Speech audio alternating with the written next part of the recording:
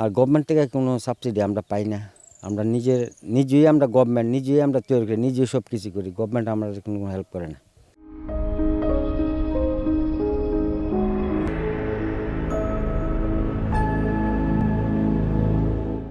মাটি ও কৃষক অনুষ্ঠানের আরও একটি পর্বে স্বাগত। বরচলা বিধানসভা কেন্দ্রের কৃষি প্রধান এলাকা লঙ্কামুড়ায় আজ এখানকার স্থায়ী বাসিন্দা এবং কৃষক দিলীপ রুদ্রপালের কৃষি জীবন নিয়েই আজকের এই প্রতিবেদন। দিলীপবাবু দীর্ঘ 20 থেকে 25 বছর যাবৎ যুক্ত আছেন এই কৃষির সাথে। চাষবাসই উনার একমাত্র জীবিকা নির্বাহের পথ। তবে কৃষক দিলীপ রুদ্রপালের এই কৃষি যাত্রা মসৃণ ছিল না। আজও নানা সমস্যায় জর্জরিত তিনি। নিজের সমস্যাগুলোর কথাই আজও তুলে ধরলেন কৃষক দিলীপ রুদ্রপাল। কি বললেন তিনি, শুনুন বিস্তারিত।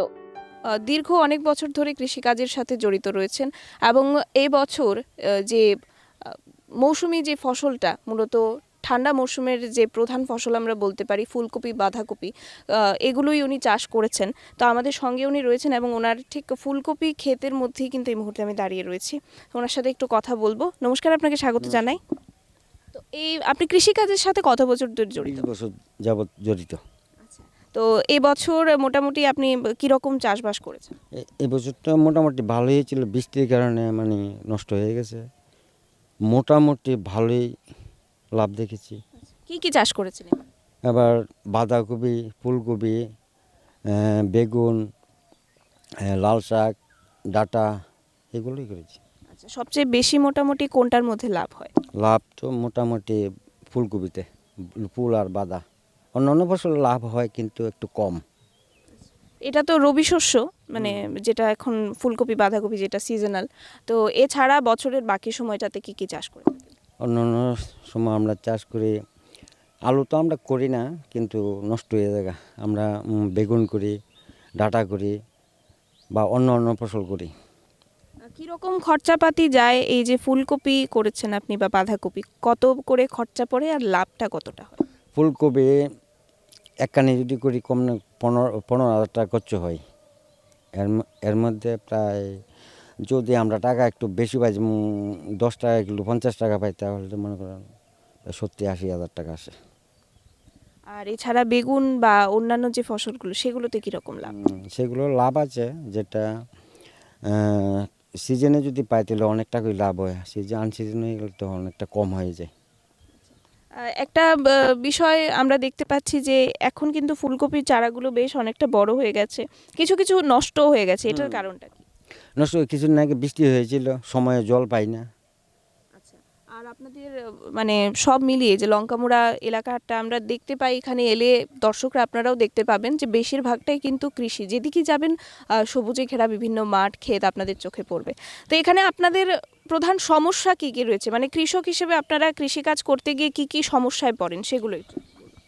সমস্যা জল তো পাইলো মানে সবসময় পাই না, কারণ কৃষক বেড়ে গেছে। একটা ওয়াটার সাপ্লাই একটাই, কিন্তু ওয়াটার সাপ্লাই দুটো হতো তাহলে তো আমরা জলের কোনো সমস্যা আসে না। আর গভর্নমেন্ট থেকে কোনো সাবসিডি আমরা পাই না। আমরা নিজেই আমরা গভর্নমেন্ট নিজেই আমরা তৈরি করি, নিজেই সব কিছু করি। গভর্নমেন্ট আমাদের কোনো হেল্প করে না।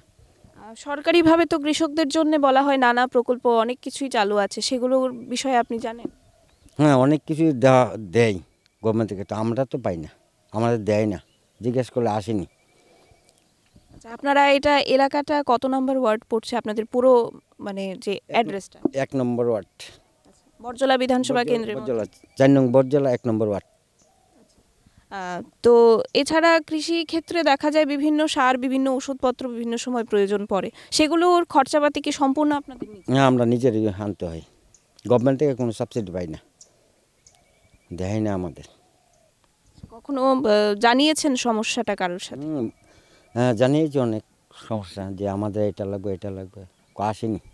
আসবে, লিস্টে আসবে, তারপর আপনারা পাবেন। তাহলে মেইন সমস্যা এখন জল নিয়ে একটা সমস্যা আছে বলছেন? জলের সমস্যা আছে, গভর্নমেন্টে কোনো সাবসিডি পাই না। বললাম তো, আগেই বললাম যে আমরা গভর্নমেন্ট নিজেই সব কিছু। তো এখন এই যে কফিগুলো আর যা যা কিছুই যতটুকু রয়েছে, তো এগুলো আবার কবে বাজারে নেবেন বা বাজারজাত করবেন? অনেকগুলোই নষ্ট হয়ে গেছে দেখতে পাচ্ছি। তো এগুলো আর বাকি বেশি দিনও নেই, সিজন প্রায় শেষের পথে। তো মোটামুটি এখন যে কফিগুলো রয়েছে সেগুলো বাজারজাত করতে আর কত? এটি সপ্তাহ 10 দিনের ভিতরে সব বিক্রি হয়ে যাবে। ভালো খারাপ যেটি খারাপ এটি তো নেবে না, যেটি ভালো এটি নেবে, আসবে, বাজারে নিয়ে যাবো আমরা বটতলা। তো ভালো দিকের সাথে কিছু কিছু খারাপ দিকও উঠে আসে, স্বাভাবিক কিছু কিছু সমস্যাও উঠে আসে। এটা ওনাদের সাথে কথা বললে তখন আমরা জানতে পারি যে বিভিন্ন সমস্যাও রয়েছে কৃষিকাজ করতে গিয়ে, যেগুলো ওনাদের ফেস করতে হয়। আমরা যেখানেই বলি না কেন, আমাদের রাজ্য হোক, রাজ্যের বাইরে হোক, সব জায়গাতেই কিন্তু যারা কৃষকরা রয়েছেন ওনারা যদি চাষবাস না করেন তাহলে আমাদের মুখে খাবার জুটবে না। তাই ওনাদের সমস্যাগুলো সমাধান করা প্রথম কাজ বলেই মনে করা হয়ে থাকে। কারণ ওনারা যদি চাষবাস না করেন ঠিকভাবে তাহলে বাজারজাত হবে না কোনো পণ্য, আমাদেরও মুখে জুটবে না কোনো খাবার। তো সে কারণে কৃষকদের যে এই যে সার্বিক সমস্যাগুলো, সেগুলো যাতে আগামী দিনে সমাধান হয়, সেই যে সংবাদটা বা সেই যে তথ্যটা, এই যে আজকে উনি বললেন বিভিন্ন সমস্যার কথা, এগুলো তুলে ধরাই আমাদের কাজ। এবং আজকের এই প্রতিবেদনের মধ্যে দিয়ে আমরা এটাই তুলে ধরতে চেয়েছি, এখানকার যারা কৃষকরা রয়েছেন ওনাদের অবস্থা কীরকম রয়েছে, কীরকম চাষবাস হচ্ছে, সেটাই তুলে ধরতে চেয়েছি। তা আজকের এই প্রতিবেদনটা আজকের মতো এ পর্যন্তই। আবারও নতুন কোনো একটা বিষয়বস্তু নিয়ে নতুন একটা প্রতিবেদন থাকবে খুব তাড়াতাড়ি আপনাদের সামনে। সবাই ভালো থাকুন, সুস্থ থাকুন এবং আমাদের সঙ্গে থাকুন, দেখতে থাকুন খবর প্রতিবাদ।